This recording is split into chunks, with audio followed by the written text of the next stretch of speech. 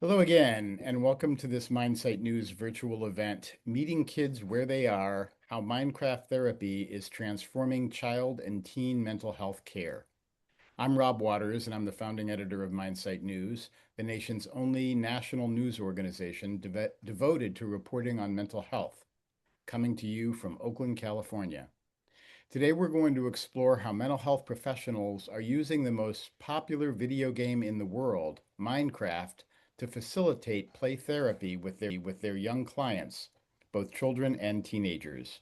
If you're not a child or don't have kids under the age of, say, 22 or 23 years old, you may not know much about Minecraft, a video game that allows players to build and create structures and worlds, to battle monsters and befriend creatures. It was released in a beta version back in 2009, and over time it has gained an immense following. It is now the best-selling video game ever, with more than 300 million copies sold and more than 200 million people use it every month. Minecraft, to put it mildly, is a truly global phenomenon. But it is also something else. It presents a valuable tool for therapists trying to connect with the increasingly online members of Generation Z and Generation Alpha. Its utility became especially clear during the pandemic when in-person therapy sessions with children came to a screeching halt. But Minecraft offered a way to connect with kids in their preferred world, the world of play. With us today are two therapists from different parts of the world who are making extensive use of Minecraft to connect and work with children and teens. Ellie Finch is a clinical supervisor, counselor, and social worker who works with children, parents, and families. She's the founder of PlayMode Academy, a social venture offering structured training in the therapeutic use of creative digital tools. She is based in the United Kingdom. Good morning, or I should say good evening, Ellie. Good evening, good morning. Thanks for having me. Braulio Rivera is a licensed professional counselor with WellPower, the largest provider of community mental health services in Colorado. He comes to us from Denver. Good afternoon, I think, Braulio. Yes, good afternoon. Thank you for having me. Great. We wrote about the work that Ellie and Braulio are doing in a fabulous story we published last month from MindSite News editor Diana Hembree. We'll place a link to that article in the chat, and we'll send it out along with other information following this event. And you're welcome to post questions in the chat, and we'll make sure to answer them towards the end of the program. Ellie and Braulio, thank you both for being here. I understand that both of you got involved in Minecraft therapy during the pandemic, and I'd like to hear what propelled you to do so. Braulio, let's begin with you. What's your Minecraft story? Yes, my Minecraft story starts in February 2020. I had a adopted 11-year-old coming in for services, and we were doing traditional play therapy, lots of tears, Legos, sandbox work, and less than a month later, we all moved to stay-at-home orders. And so from there, during one of those dreadful remote early in the pandemic remote virtual sessions, he invited me to join his world, which is a such a beautiful thing to say, but it's also my world is the name of a Minecraft save. And so he was literally inviting me to play Minecraft with him. Me being somebody who is adventurous and willing to try out new things, I joined him and loved it, and then used it as a tool to create bigger, wider communities for the wider Denver area. When when he invited you to join Yeah. his world, that must have Yeah. been an exciting moment. I felt very touched. And then there was like maybe 15 seconds later is when I realized that he was just saying, hey, like, can we just play video games instead of doing this? And there was a little bit of disappointment, but then that's when opportunity popped up. You've mentioned that preteen and even teen boys are maybe the hardest group to keep interested in therapy. Yet Yeah. Minecraft, they never miss a session. Why? What's the deal with that? Yeah, so I think we're speaking their language and we're meeting them at the place of strength in a place where they can be an expert at something. We really carve out a place where whatever their skill set is can really shine and contribute to a community. So yeah, we do see that with the teen boys. We also we see that with neurodivergent populations. The vast majority of our populations is overrepresented for LGBTQ population. So yeah, we really captured lightning in a bottle with this one. Wow.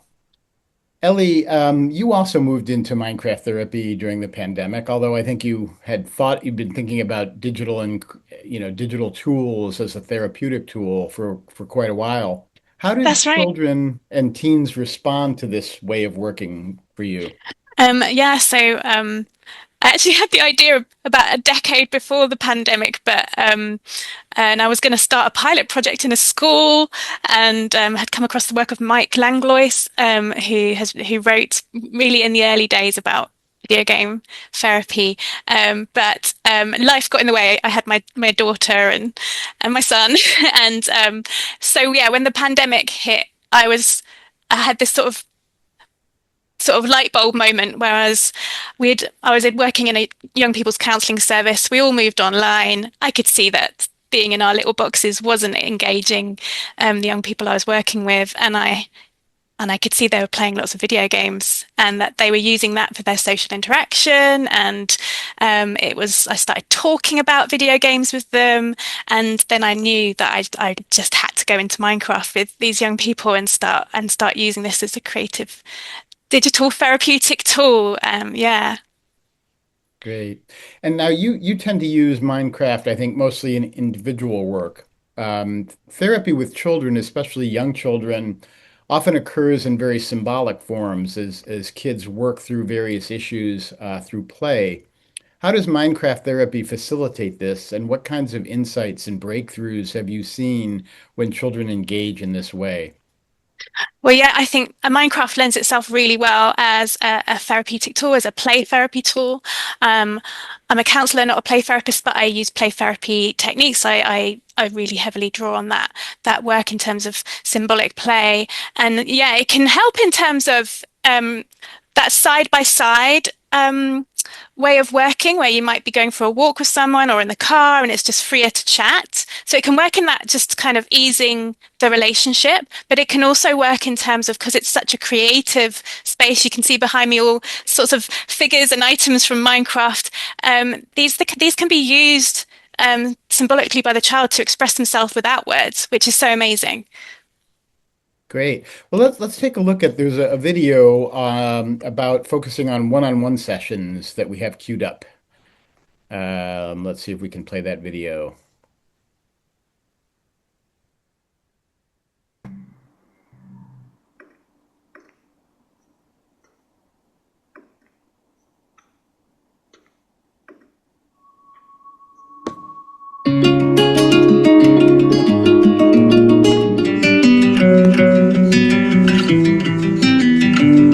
In this example, Mike has been referred for counselling as he has been having aggressive outbursts at school and has been finding it hard to stay in class.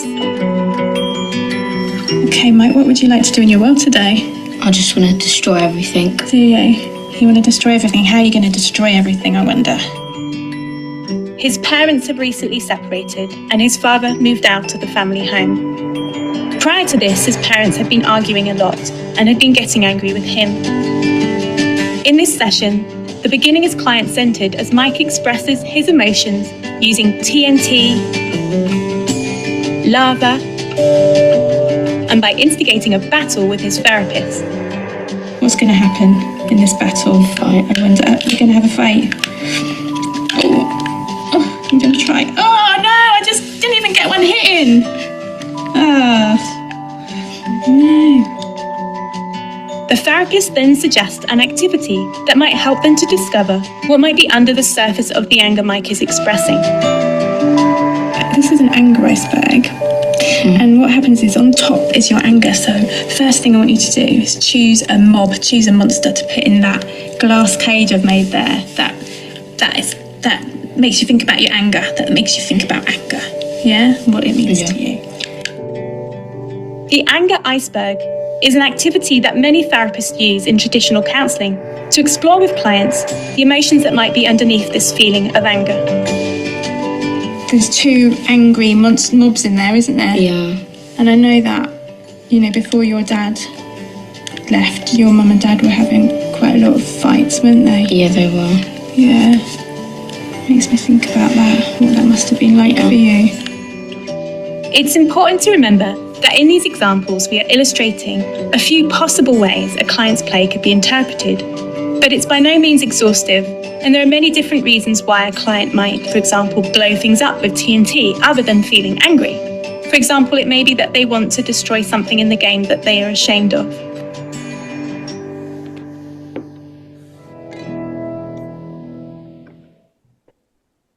Oh, thanks for that video, Ellie. Do you want to say a little bit more about that? Just explain what was going on there and how that video came to be. Yeah, so that video is part of the Bridging the Chasm project, which is an Arts and Humanities Research Council funded project at the University of Cambridge and their Faculty of Education. And we got some funding. We were able to make these films because we really wanted to show people what a Minecraft session was like, because it's often hard when you're talking to people to really for them to get it. And so we really wanted to help people to get it and to show that and to help people see what the potential is there. And yeah, so this is a young actor, and we improvised the scenes that we did with all the young actors in the film, and did a whole rehearsal session beforehand so that they chose what material they wanted to bring, and so yeah, I hope it gives that real feeling and gives that sense of what a session's like. Great. Braulio, you're a big proponent, I understand, of group therapy for kids, and you feel that Minecraft really facilitates the group process. How does Minecraft group therapy sessions, how do those sessions at WellPower actually work? And what are kids generally working on? How do they get practice in communicating with each other? Run us through that.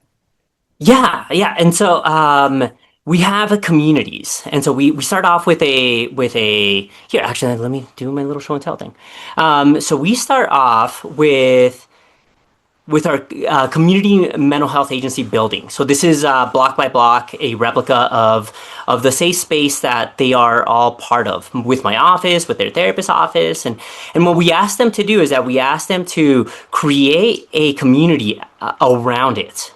And so that is actually sort of a facsimile of your actual office. Yes. The kids would recognize it. They walk down all these hallways. They could tell you where my office is. They could tell you stories. There's a farm right in front of the building. It's a beautiful opportunity to connect real life with virtual play.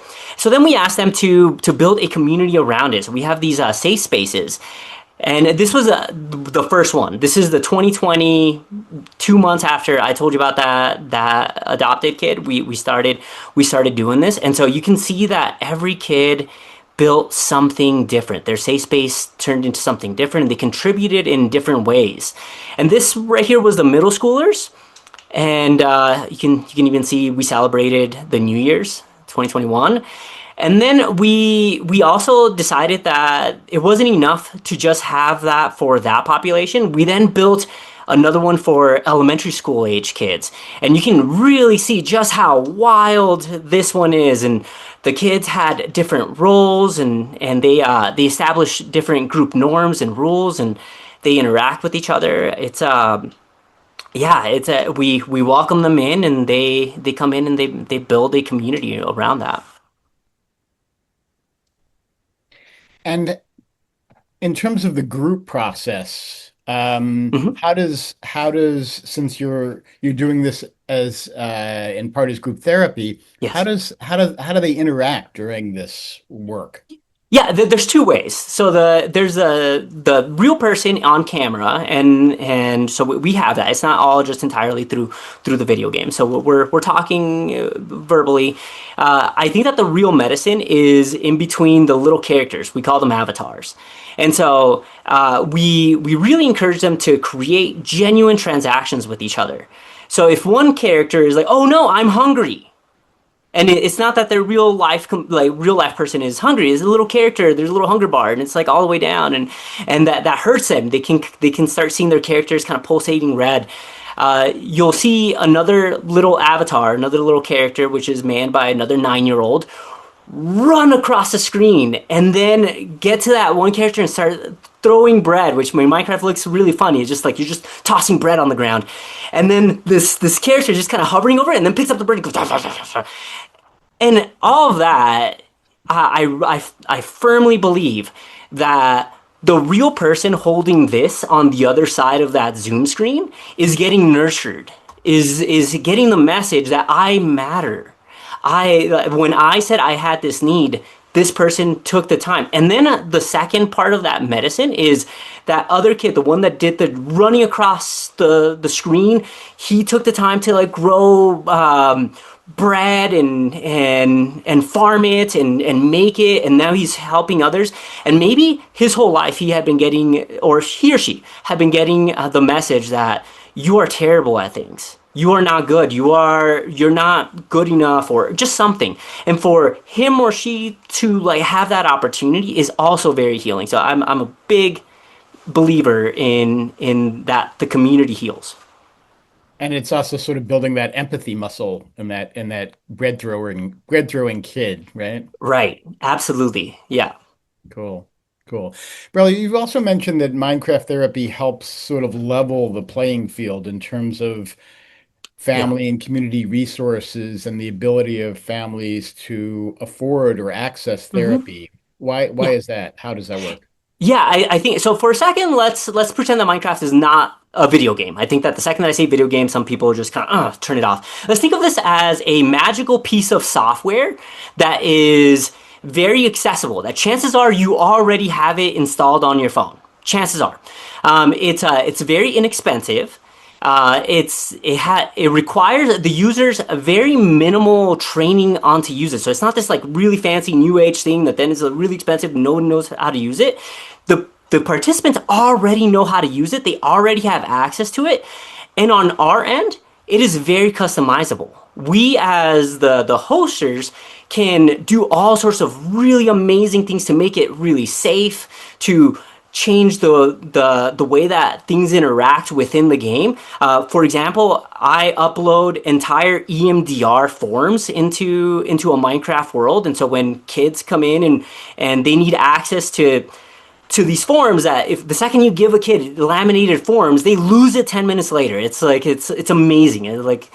And if that happens, we can always provide them with all of the materials, everything within this game. So it's also like a file sharing piece of software. And so this really reduces the barriers that we would normally have to encounter to provide high quality modalities to people. And it really frees us up to, instead of wondering if we could do this, to how are we going to pull this off? Cool. Ellie, as the pandemic wore on and demand from parents seeking help for their kids really started to explode, you decided that you couldn't keep up with the demand yourself, and you needed to train other counselors and teachers and social workers in Minecraft therapy. So you started your nonprofit, PlayMode Academy. Who are you reaching with PlayMode Academy, and how are they responding to the training? Yeah, I mean, it was just little old me, and I had so many inquiries because people think that parents might not get it, but they so got it, and they were like, "You could help my child," and I was bombarded with inquiries which I couldn't meet, and so I didn't have many people to refer them on to. Obviously, I referred them on to counselors and colleagues, but they didn't know how to use Minecraft therapeutically. So I did a free webinar at first, and I had a few LinkedIn contacts, and I just advertised it on LinkedIn, and I got 550 people register for it. So these are all Whoa. practitioners who are like, yeah, I need to know how to do this. I need to know more. Perhaps like some people in the audience today. And so it's grown from there. I developed a training program, so a very robust training program that really holds people by the hand, and people that aren't gamers at all that are petrified of video games, I love training those people and supporting them to really get confident in using Minecraft as a therapeutic tool.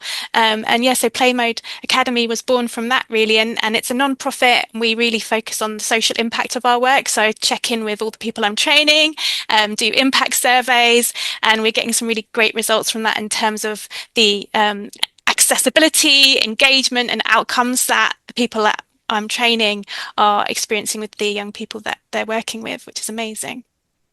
And can people anywhere in the world sign up for PlayMode? And Yes. how can folks get in touch with you? Oh yes, absolutely. Yes, I'm working with practitioners across Europe, America, Canada, Australia, Asia, Africa. So yes, please do get in touch with me, playmodeacademy.org.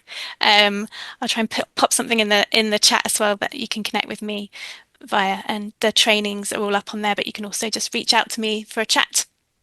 Great. And we'll send out an email to people who registered for the webinar after and share some of those contacts. But let's talk for a minute about risks and downsides. As we all know, there's enormous concern about the impact of children spending so much time online, particularly when they're using social media apps whose algorithms are addictive or that foster bullying or cruelty. There are concerns about games that enable adults with bad intentions to connect with kids, or those that enable violence and desensitize people to its effects. So let's talk about those issues a little bit. Minecraft can be violent, and players can easily destroy each other's creations. Are there risks here for children, and how do you protect them? And whoever wants to go take a stab at that, jump in. I mean, I've got in terms of video games in general, I think there is this fear that people have, and we do need we need to think about this stuff, and we need to hold things in mind and be balanced in our thinking. But I wanted to point out some really interesting research that has come out recently by Wagner et al., and it is on how playing a violent video game can have a stress-reducing, calming effect depending on your personality traits. And this is violent video games, and we're talking about Minecraft, which is relatively very cozy game. Right. And in fact, you can shut off a lot of the violence, the cartoon violence that's in there, and play it in a very peaceful way, in a very calming way. Yes, and to add on to that, I think that this game is so customizable that you, as Ellie said, you can really turn things off. You can dial things in a way. But also, this is a day one group culture rule that we have, because we could sanitize everything. I could put down a bunch of things and make it so that nothing bad could happen within that. And what we want. What I want is I want them to have genuine transactions with each other. We always have staff members present, so this is not just kids being thrown in there unobserved. This is a safe, moderated place, moderated by licensed professionals, and we are constantly working on making sure that the healing is flowing. Okay. And what about, this issue of like unwholesome or even predatory interactions by adults with children that we see on some video games where there is broad access or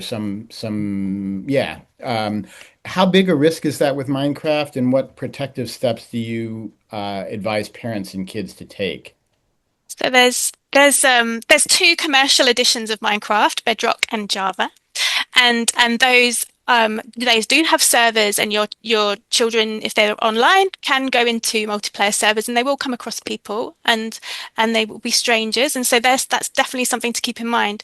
There is also another edition of Minecraft called Minecraft Education Edition, which is what I use in my own practice, because it's designed for use in schools. So it's designed for use by children in settings where you want to think about safety and have that prioritized. And so I use that in my practice. It's a very locked down version of Minecraft where only people that you know can connect, and it's got everything everything that a young person is used to in Minecraft. It takes a little bit, it is a little bit behind in the update, so that can be a bit frustrating. So there's something to bear in mind. Um, uh, but also, you know, there are ways of making the commercial editions safer, and I know that Braulio is doing that in his work. Yes, so my servers are not open internet. They're not housed in a place where other people have access to. These are very locked down, invite only, direct connections. And so we moderate who can come in, who can leave. And also, I think that this really lends itself to having that conversation about how can we stay safe in the internet when you're not in this group. Because we know that when you're here, this is a safe space, and we know you're going to be immune from any of those predatory interactions. But since you're here and you're in a safe space, let's have a conversation about when you leave here, how can we stay safe? Right, because realistically, kids are going to be on these Yeah, many kids are going to be on these kinds of more open access platforms, and this gives you a chance to really talk to them about it, huh? absolutely. Yeah. Okay, great. So finally, on the risks and downsides theme, what about the concern that Minecraft, like any gaming platform, may accelerate, this sort of trend of kids, spending their lives online and at the expense of, spending time outdoors or engaged in direct human interaction? Ooh. Well, I'd say it is direct human interaction, especially, you know, that relationship building is going on in there. You're working with groups, I'm working with families and children. So, but I mean, I think I think there's beautiful ways. In fact, I know my colleague Alexi is on the webinar, and Alexi's been doing some wonderful work with um, uh, crossing the online with the offline in terms of his therapeutic work with young refugees, and I think that's really really exciting and powerful. Great. Yeah, these are genuine connections that they're building with each other, and I we are always working on connecting them with other resources outside of just this little digital community. We want them to explore sports, where we want them to explore other connections outside of just this digital world. So I think that you can have it both ways. That's a really good transition to the next thing I wanted to talk about, which, Braulio, you've mentioned that the ultimate goal Hmm. is to get kids in Minecraft group therapy equipped to find their real life equivalent, whether it's Hmm. drama or chess club or soccer Yes. teams and so on. How does this work facilitate that? And what does it look like when someone leaves the group to go on to other things?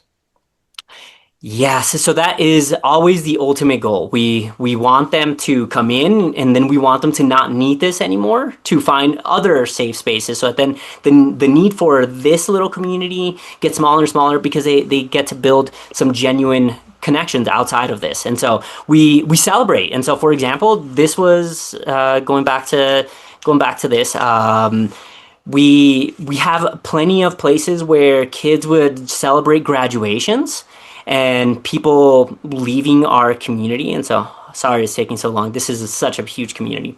Um, but you'll see that over here we had a whole podium and lecture area where we would celebrate all the people who have graduated. Uh, and so this was a 2020 class, and then they decided to put spider webs because we were gonna leave the community.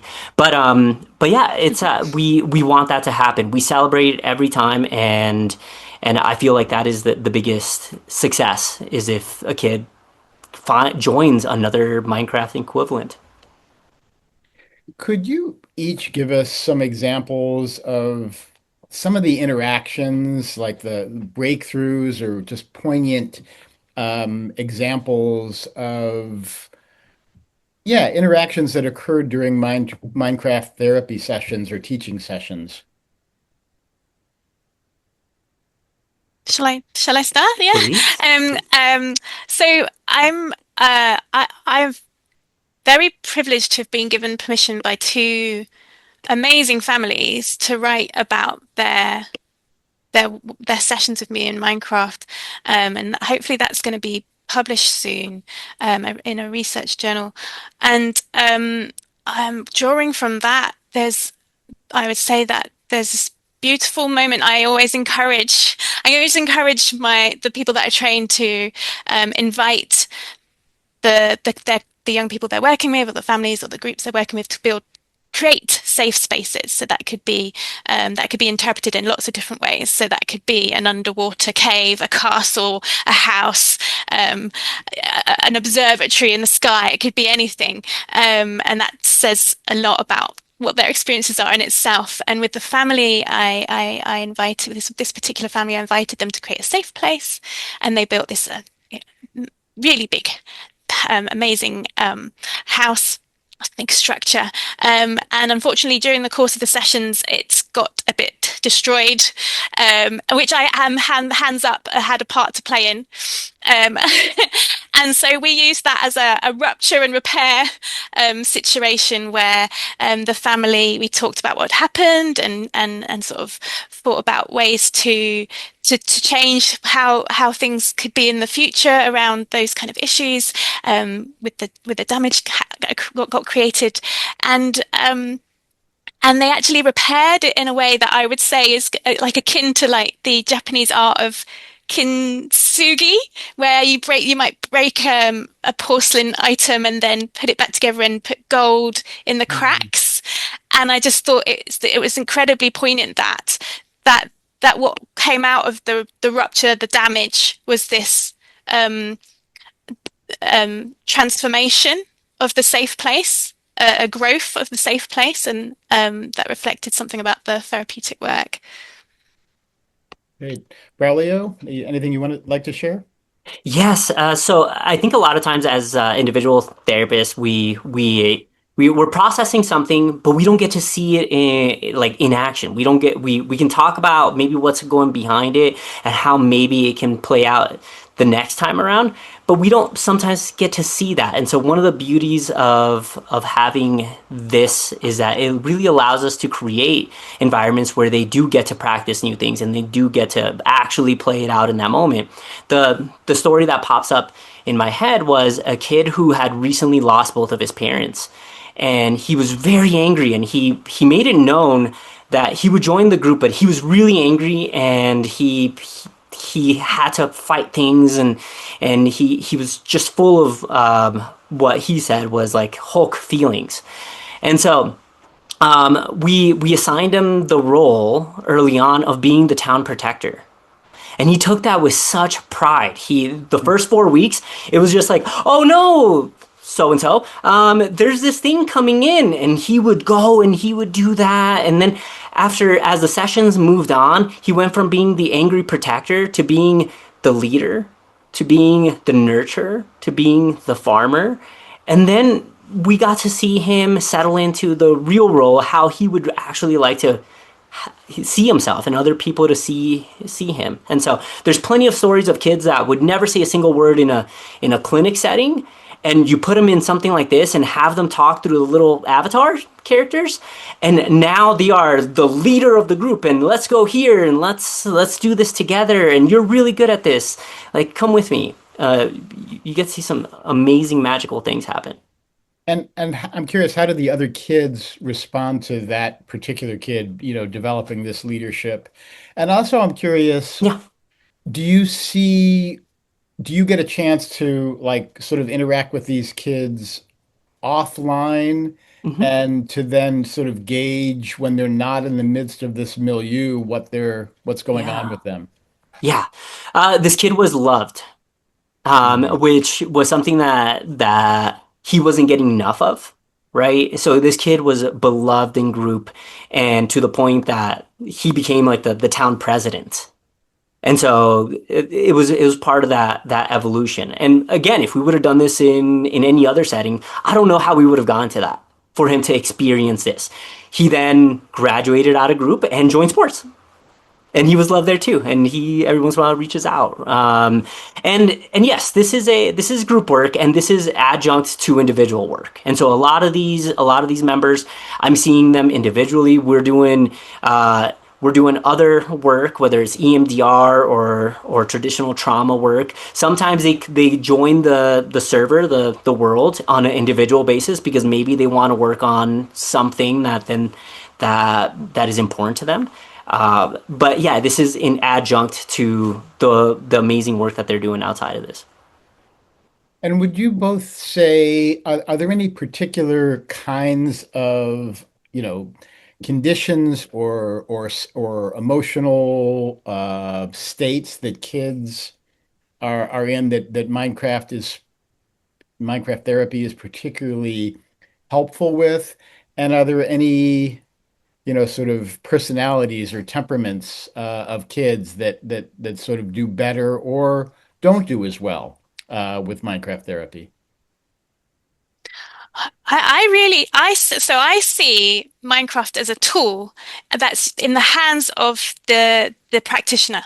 And so whatever the practitioner's skill set is, whatever their training, their experience, their approach, their way of working, as long as they understand how to use the tool and the potential of the tool.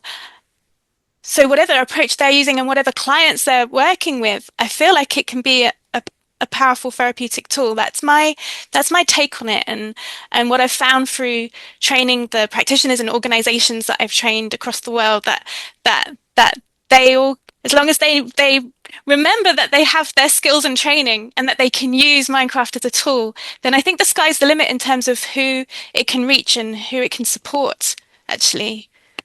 Okay. I want to invite people to if they have questions, to put them in the chat, and we'll try to get to them. And Braulio, did you have any thoughts on the same question?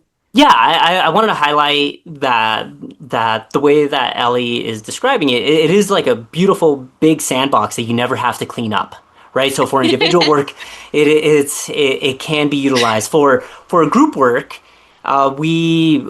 we definitely, the emphasis that we are doing is I want the isolated kids, the kids who are anxious, the kids who struggle to express themselves, that need a creative outlet.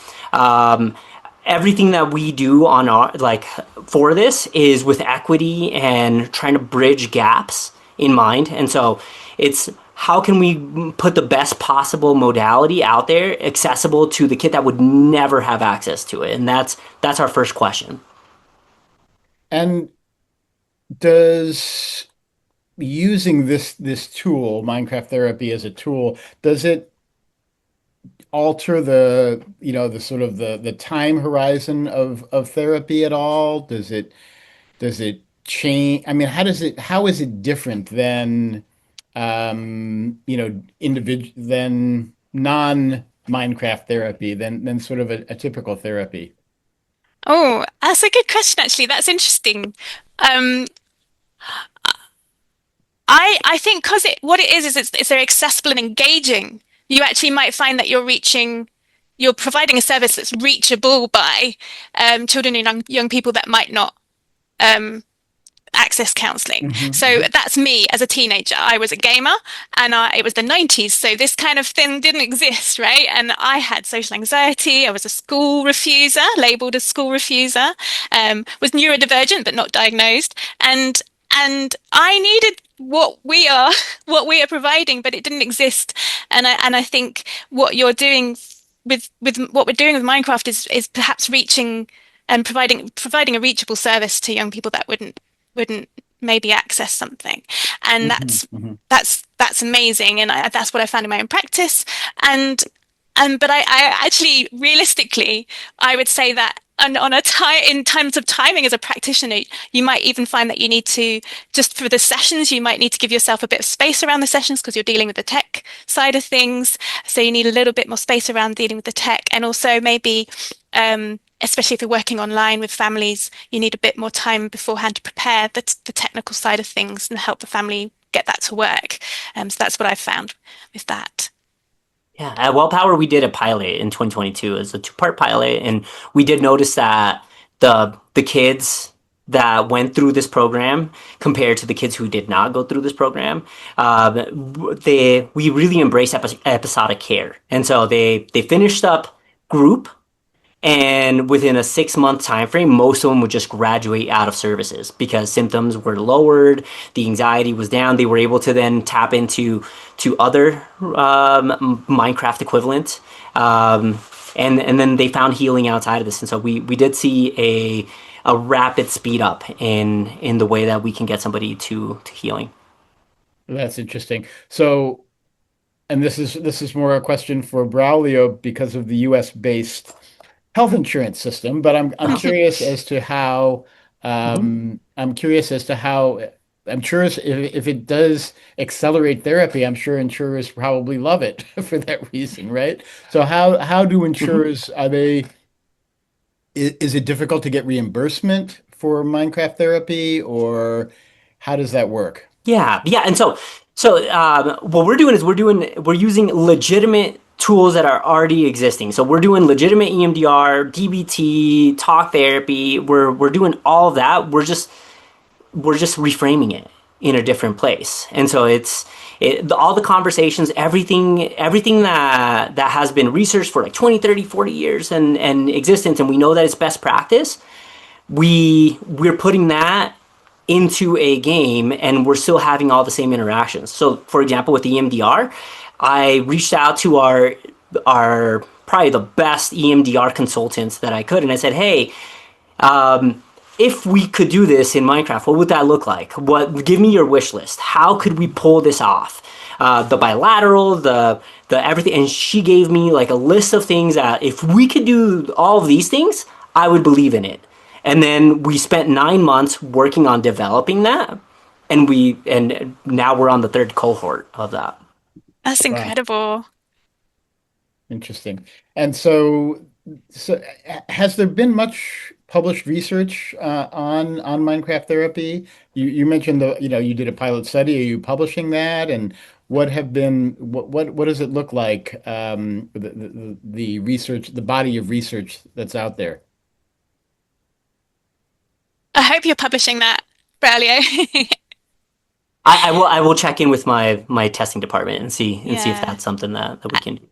There is more and more coming out. One of my trainees, Hannah Young, she published something in a play therapy journal recently about the UNICEF digital guidelines and how they meet the therapeutic powers of play and how they kind of worked together. I thought that was incredible. And there is more and more research. Another colleague of mine, Luke Blackwood, he's just published a paper about a world that he's created called Legendland, a Minecraft therapy world. So there's more and more coming out. I could talk. I've actually got something. I've got a reference list on PlayMode Academy website that I could pop in the chat. Because there is just so much coming out, and there's more and more, and there needs to be more and more because it's such an important area. Great. Yeah, I don't think it's gonna be surprising that as more and more of this research comes out, that it's gonna say the things that we already know, that this is something that's very powerful. And I think that a lot of it, is that we are finding out that when we inject good trauma care, people get better, and we've known this for a long time. And when we use these other modalities, people get better quicker. And we've known that for plenty of time. The only thing that's different about this is that it's in blocks.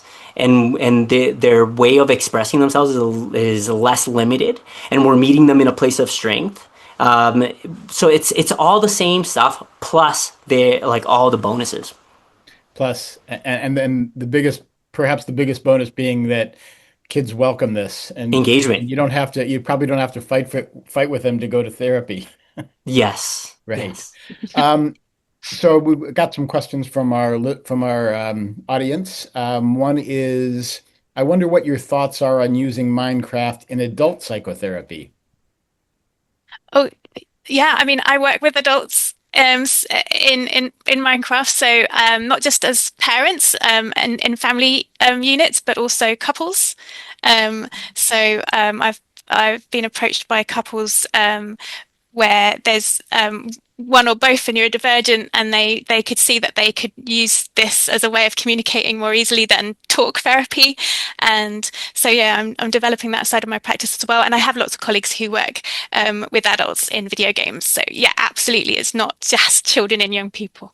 And is it hard to, for people who have never played Minecraft or who are not gamers, adults I'm speaking of, is it hard to train them or to get them into this or Um, I actually love it. So I think I've got a lovely what's the word? I've been told I can be very calm and patient. So I don't want to blow my own trumpet, toot my own trumpet, but I think I can hold that space for practitioners who are really, really nervous about using tech, and we all do it. When I play a game I don't know, like I'm a bit rubbish in Roblox, to be honest, because it's slightly different controls and movements, and but when you're used to one thing and not another, it's like learning a new language. So if you're not used to gaming at all, it's like learning a new language. And I have a lot of resources and a lot of time for people to learn those skills and hold them by the hands and do that. Yeah.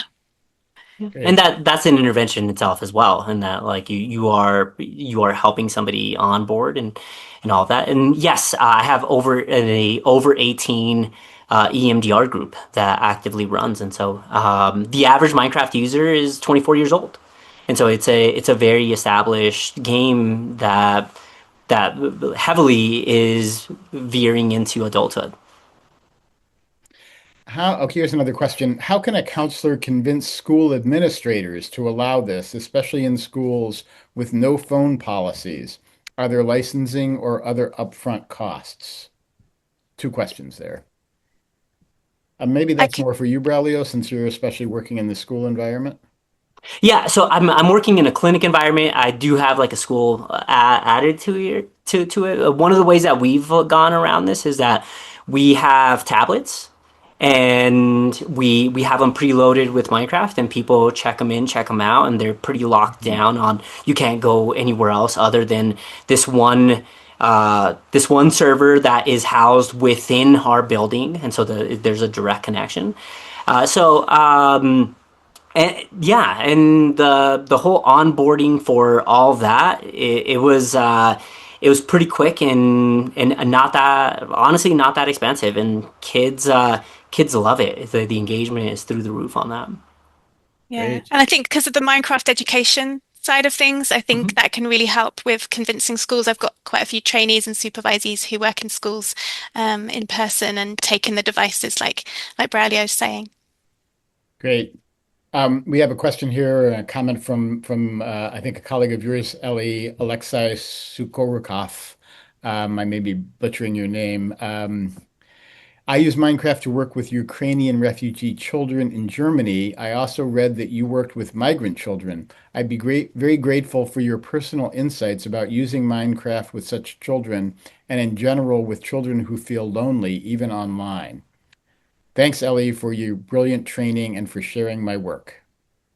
Oh, I wonder if that's for you, Braulio, about my working with migrant children. Oh, it is. I'm sorry. It is Oh, absolutely it was addressed to dear Braulio. oh, okay. Yeah, okay.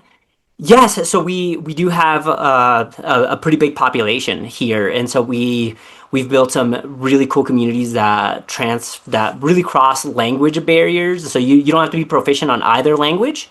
You just have to show up, and then we bridge the gap. And so we have people who are monolingual this language and monolingual this other language and everything in the in between. And we just make sure that we have all the tools necessary for that, so that the kids can still have all those genuine interactions with each other. So thank you so much. I appreciate, and also I appreciate you. We are connected, and I've loved your work. Yeah, and maybe either of you could, I know that this work has been, this work has been used. I saw the article in The Guardian about some of this work being used in the Ukraine with kids, going through, living through war. And I don't know if either of you have any insights as to how that work is going, but it would be Well, interesting to this share. this is Alexi. We should bring Yeah. him in. This is Alexi that's in the chat in on the call. So yeah, Alexi's. I don't want to speak for Alexi's work, but I know that he's doing amazing work with refugees, and I've shared a link to Heal Game Ukraine, which is Alexi's website, um, in the Great. chat. Well, Alexi, feel free to put it. I don't think we can bring you on camera, but feel free to to put another comment in and share anything that you'd like to about your work, and we'll read it out to the audience. Um, I'm wondering how also you work with, if you're working with children in these in either individual or group sessions, how you bring in the parents as well. And and this just, I don't know, have you ever done couples therapy using Minecraft? You could battle some, I can imagine you could battle some things out in. Well, I mentioned it a little bit, but I do work with couples in Minecraft, and there's some really lovely inventive ways of doing it. One way I've done that with couples is there's a common kind of game that's done in different ways, but often it's called Skyblock, and you just start on one block. Yeah.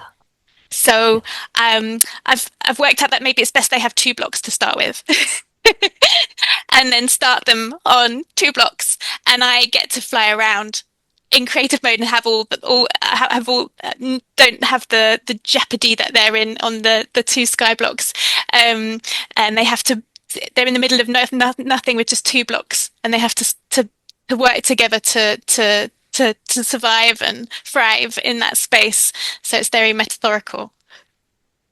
I love bringing in parents as much as I can because it is such an equalizer in that the power dynamics instantly shift. And so now like the kid's the expert and then they get to provide some of the reinforcing language and we get to talk about how we're going to speak with each other and how we're going to show somebody that we care, and the kid gets to role play that. And my job is to do a lot of validating and highlighting and all that. And so it really switches the roles and then puts the parent into the child mode. And it's just such a great way of doing things. And I'm curious as to how often you meet the kids in person that you're working with virtually. I work solely online, Okay. so that's how I predominantly work, Okay. unless I'm working for a specific service. But Braulio, what do you do? Yeah, half the time I see them in person. So half of the kids I know them in real life. Honestly, it's all about the barriers. There's a lot of transportation barriers and accessibility barriers, and so some of the kids that I've known for a long time, I've never seen them in real life, and I don't want that to be a barrier for them to access this care. And Hmm. so, but some of them I get to see them twice a week. One in real life in my office, and we're doing the couch talk to each other thing, and then hey, I'll see you tomorrow at 5 o'clock, and then we're avatars now, Wow. members of a community, and so it's a little bit of both. Great. Great. Well, this has been so interesting. If either of you have any last points you'd like to make, please do. And I think you've probably stimulated lots of thoughts and lots of conversation in the audience as well. I've just found it so lovely to hear about Braulio's work, so I feel very honoured. I was gonna say the same thing. So Ellie, thank you so much for having this conversation with me. Also, shout out to Alexi, Yeah. who is a like an audience member within this. I would just challenge everybody here to try to bridge those gaps And so if there's something that the people you're working with have in their hand and they have that accessible to them, how can you use that as a mode to reach them further? And so for us, it was Minecraft. For you, it might be something completely different. And so I just want to encourage you to be creative with that. Yeah. And I also want to point out as a parent and as a practitioner, you don't actually need to go into the game. So even if you're working online, there can be screen share going on. If you're in person, that makes it easier to observe your child as a parent play, but also as a practitioner to observe your clients play. So to take that whole, oh, I can't play, I can't use the controls, sort of thing out of the equation while you're getting to grips with it is a really helpful thing to know. Okay. Well, Alexi actually sent in a comment, which I'll share, and there's one more question. So maybe we'll get to those, and then we can close. So Alexi says, "Thank you for your interest in this topic. It is a big issue. For example, Ukrainian children cannot play Minecraft when it rains because the sound of thunder reminds them of Russian shelling." And notes that if you have any questions about any of this, that he'll be happy to answer them personally on LinkedIn.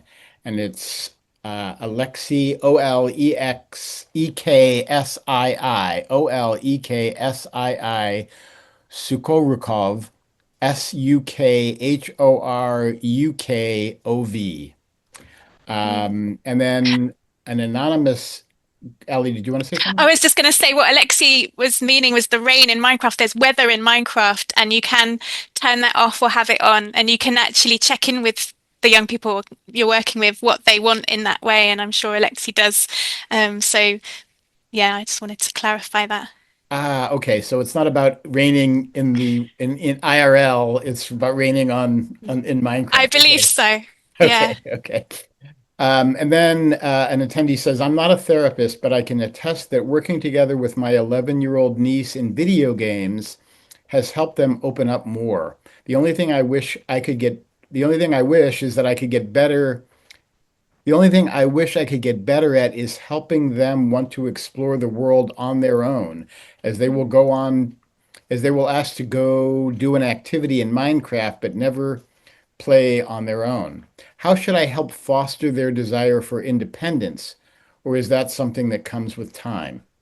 Mm. Either of you want to take a crack at that? I believe in the power of reflection, and so as a member is taking on a challenge in within the game, I'm constantly reflecting. Wow, you can do big things. Look at you, you can do amazing things. That was really scary, and you jumped in. I can tell you are such a brave individual, and you take on any challenge that pops up, and later on down the line, you don't want to do this on the first time, but down the line, then it turns into how can we bring our avatar with us as we go to this place? What would our avatar tell us? You think we could do that? Oh, let's go on an adventure. Let's go do that thing. And so there is a connection there. Mm. That's Great. beautiful. Great. Yeah. All right. Well, thank you, Braulio and Ellie for this. Thank you everyone for joining the webinar today. I just want to note that people who want to read more of the kinds of articles that we present, that was the basis for this webinar, you can sign up for our newsletter, which is mindsitenews.org/subscribe, MINDSITE news.org, subscribe. And you can also, if you go to our website, there's also a place where you can make donations. Right now, we're in a matching period so that donations through the end of the year to MindSite News get doubled. And that's how we keep this kind of work going. So thank you all again, and we'll see you next time. Take care.